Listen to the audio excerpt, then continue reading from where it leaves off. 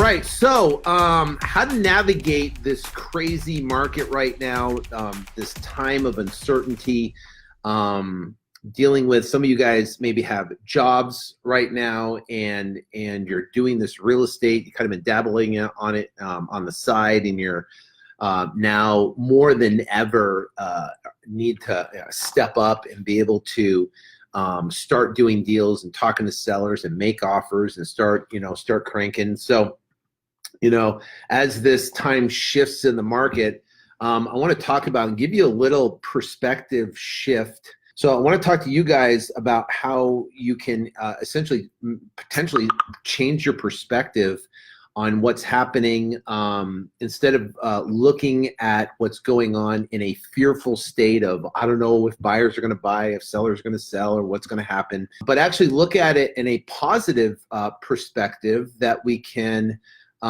go out and take some market share, go out and get deals done, maybe easier than it was previously. So where were we a month and a half ago? Well, a month and a half ago, we had record-breaking inventory, decreasing, which is, I don't know the exact term, but we had literally we're breaking records on a decrease inventory across the entire country.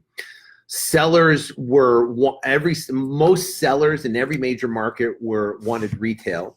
Every seller that we talked to, that was answering postcards and advertising and ringless voicemail and texting and cold calling and stuff, and for reaching out and talking to these people, they want retail. They look at the Zillow pricing and they want Zillow prices, and that's what they want to do.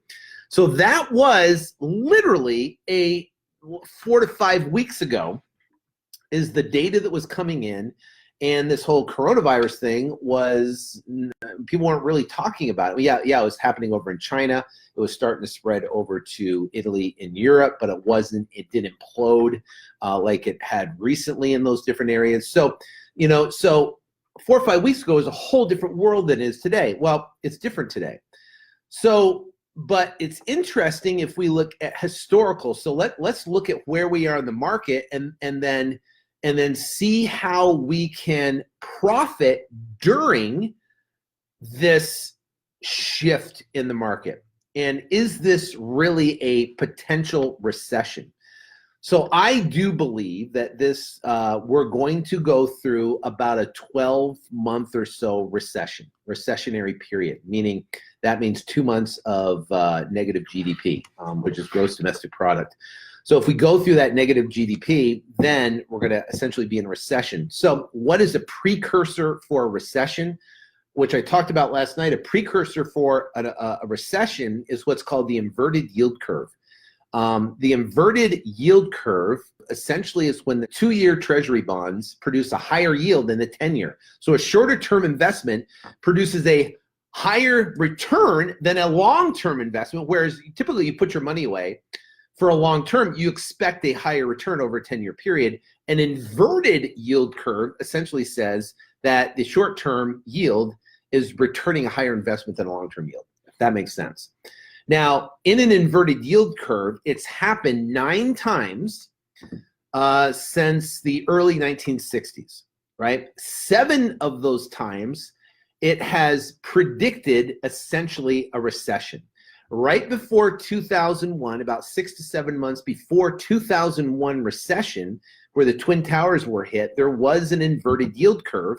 That inverted yield curve happened, and then all of a sudden, boom, the Twin Towers happened, and then we went into about a year-long recession. Back in 1990, 1991, right before about 6 to 7 months prior, there was an inverted yield curve that happened into 1990, 91, which is the savings and loans crisis that put us into about a 1.9% negative GDP, and home prices dropped. In 2008, about almost 6 to 7 months prior to the 2008 recession, there was an inverted yield curve. It put us had a 4.8% negative GDP, and home prices dropped about 13.8%. So it made a significant impact on these yield curves. So when did the yield curve last happen? Recently, the yield curve happened in August of 2019, just a handful of months ago. That inverted yield curve that essentially projected a potential recession coming. Now, everyone's like, recession? What are you talking about? The stock market's going up like crazy. Home prices are going up. Inventory's going down. Interest rates are low at the time. Buyer demand is there. How can there be a recession? And all of a sudden, boom, the coronavirus hits, right? And now the market's going into this massive tumble. So a recession is essentially here. But what does that mean for you and I as real estate wholesalers, real estate investors in the business? And what does that mean for us? Well, let's look back historically. Is this like a savings and loan crisis? It's not. Is this like the 2008 Great Recession that happened in 2008? It's not. It's very different. Is this like the 2001 one-year-long recession where the Twin Towers went down, we had an inverted yield curve? I believe so. And let's look at that. And during that time period of 2001, we had a negative GDP. We were essentially in a recessionary period. People lost jobs. There were situations. And home prices during that recessionary period in 2001, home prices went up 4.8%. So how is that possible? How did home prices go up 4.1%? Because people that had stable jobs, meaning they were making $70,000, $80,000 a year. What happened was home prices came down in value. People were able to buy properties because the interest rates are low, and it increased the average appreciation on the properties 4.8%, or more homes became available, and they were able to purchase. So how does that relate to where we are now? I believe, this is my opinion only, I'm not an economist, I'm just looking at history and looking what I've been through. If I look back at that, it's very similar to a 2001 style recession where it was like a shock to the market, where coronavirus literally took all of us, kind of by I was like, whoa, what the heck? This came out of nowhere. Very similar to the 2001 recession, right? Where the Twin Towers were taken down. So when we look at that, we go, holy cow. So essentially for us as real estate wholesalers, right now, I believe, we need our wholesalers as much as possible. Because if essentially it's similar to a 2001, home prices are essentially going to rise. And the reason they're going to rise because there's a whole segment of the market that are losing jobs, and they don't know if they're having jobs. I just listened on TV. There was a guy that owned a restaurant that had 150 employees, had to let him go. What about all the people in New York City that work in restaurants and bars and the bartenders and all those people? And then you have the blue collar workers that are, or the white collar workers that are working, they have the more stable jobs. Well, guess what? Interest rates have now dropped to historic lows, to where now you can get a 15-year fix for like 3.25%, and which is back to 2016 pricing. So now there's going to be an influx of these stable buyers into the marketplace that have stable jobs and stable salaries, and yes, they can work remotely, but they're fine. And then we're going to have a whole bunch of people that are going to be in a situation where they're not going to be able to pay their mortgage. Now, they might do some sort of mortgage moratorium where you don't have to pay your mortgage for 3 to 6 months or whatever, 2 to 4 months, whatever. But still, there's something that's going to happen. And these sellers that have rental properties, have vacant houses that they haven't dealt with, have inherited properties they haven't dealt with, they're going to essentially sell those properties into the market. And we as wholesalers, you're going to see your leads jump and your cost per lead go down. I'll give you an example. Over this past weekend, we get about 50 leads a day that come into our business. Our leads essentially close to tripled over this weekend from the amount of leads coming in on the exact same marketing budget, which reduced our cost per lead. and we got more leads coming in. So instead of getting 50, we're getting about 115, 110, 120 leads coming in a day on the same marketing budget, because there's more of an influx of buyers going, hey, I need to get access to cash. I've had this vacant house sitting there. I had this inherited property sitting there. I had this rental property that's now vacant sitting there. I've got to sell it, right? So that being said, there's going to be an influx of these buyers, right, into the market. Sellers into the marketplace. Also, too, we're going to have an influx of buyers. So I was on a call yesterday. It was probably about 35 of some of the most successful real estate investors, buy and hold guys, apartment guys, wholesalers, Airbnb guys. The Airbnb guys are getting killed right now. But all those different people all across the country, and they're buying. They're aggressively buying into the market right now because they see it as an opportunity to get better prices on deals. Now, also too, so what does that mean for you? It means that you're going to get more leads coming in from sellers, and you're going to have more buyers coming into the market. They're still going to purchase. They're going to want a little better deals, so you want to negotiate better deals with sellers so you can give better deals to your buyers. But you're going to be able to operate, you'll be able to wholesale deals, and you're going to be able to go out there and crush it because you're going to get more leads coming in, and more buyers are going to come in because they're going to see an opportunity to get deals at a lesser price. Virtual wholesaling is going to be a major play in this because of this whole social distancing thing that's going on, that it's going to be a major play. So doing deals over the phone, talking to sellers over the phone, getting contracts over the phone, talking to buyers over the phone, and being able to get one buyer into a house instead of having a ton of different buyers get into the house is going to be critically important. So I believe, in my opinion, will be, and this is my opinion, this is going to be recorded. We might look at it a year from now and go, man, Sean was completely wrong. What an idiot. He completely blew it. But based upon historical data, based on my experience, I believe we're going to be at about a 12-month recession. And I think there's going to be an increase of sellers looking to sell. I think there's going to be buyers, still solid buyers in the market, actual real fix and flip and buy and hold buyers in the market. And I think there's going to be a demand from stabilized buyers. They're going to come in and see an opportunity because now there's going to be more inventory in the market, and we're going to see an influx because interest rates are low, and they want to be able to basically buy houses in an environment where they can get good deals on mortgages, good deals on houses, and now there's more inventory to pick from. So all that being said, don't take your foot off the pedal. It is essentially a perfect storm. It's essentially exactly what you've been looking for, because now instead of talking to sellers and sellers going, hey, I want retail, I'm talking to 4 other investors, all the hobbyist investors, all the dabblers that are dabbling in this real estate game are all going to be scared. And you're going to come in, and you're the professional. You've been following what I've been talking about. You're educating yourself on how to do business. You're going to go in, and you're going to be able to negotiate and work with these sellers and get super deep discount properties. I mean, we're signing properties right now in 40 and 50% of Zillow pricing all across the entire country right now. So, and it's starting to bring in a play with these sellers that we can get these deep discount properties, and that's why we're getting more leads that come in.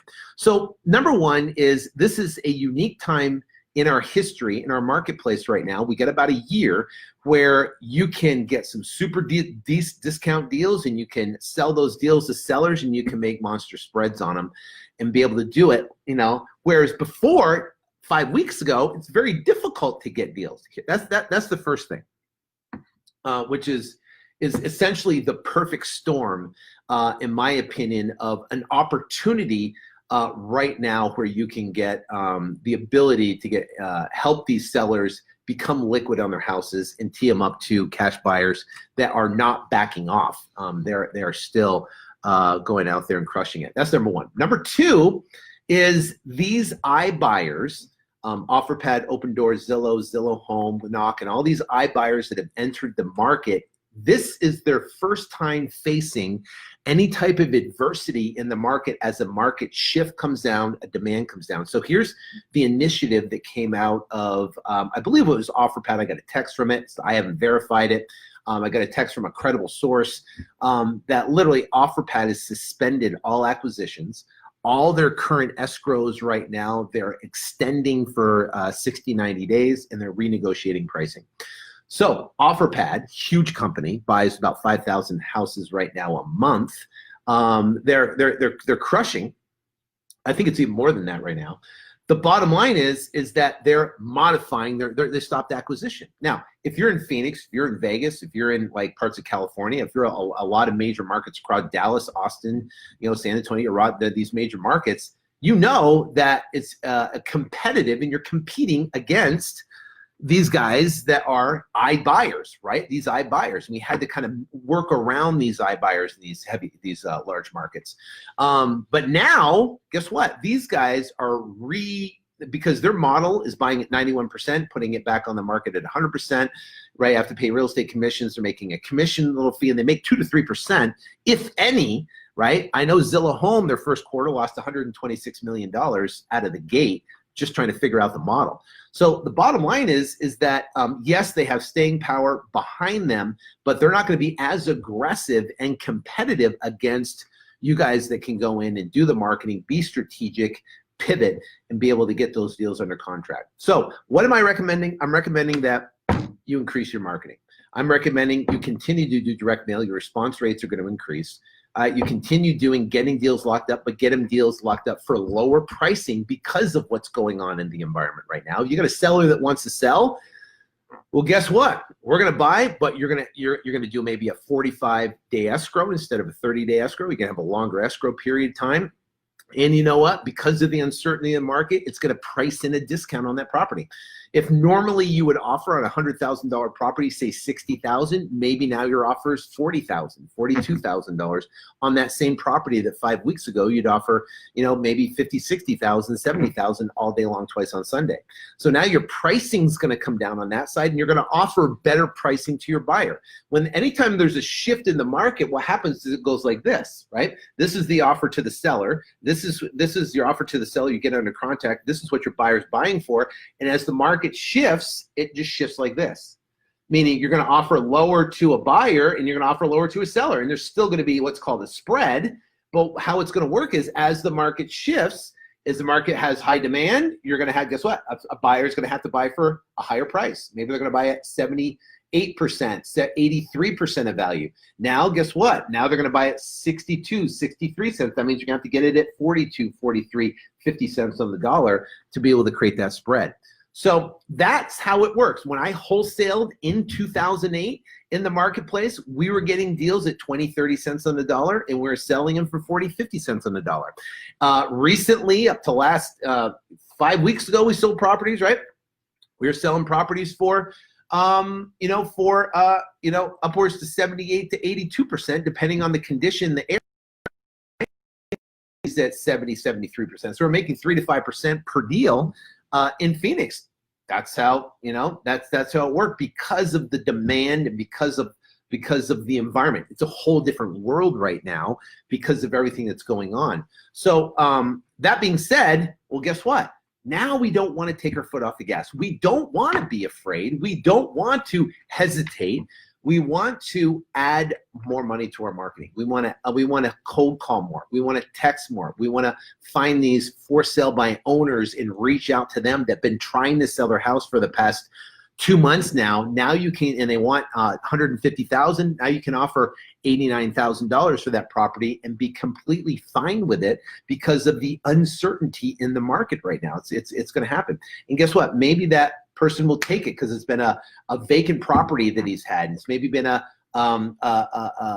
rental property that he had. He just wants to get rid of, and you know what? He wants to cash out, and he wanted $140 for it. But guess what? Now he'll take $89,000 for it because of the environment. It's the way it is, right? It's the way this market is right now. So the bottom line is that we really want to be aggressive. We don't want to pull back right now. We don't want to be afraid right now. If you're a hobbyist doing this full time, now's the perfect time. If you've been kind of playing around with it, now's the time not to back off, it's to step in to the marketplace and talk to sellers and get deals under contract. Every one of the buyers that I know that are not the institutional buyers, like you're talking OfferPad and Open Door and stuff like that, but I'm talking about the regular fix and flip buyers. They're continuing to buy. Everyone I talk to is continuing to buy in the marketplace. So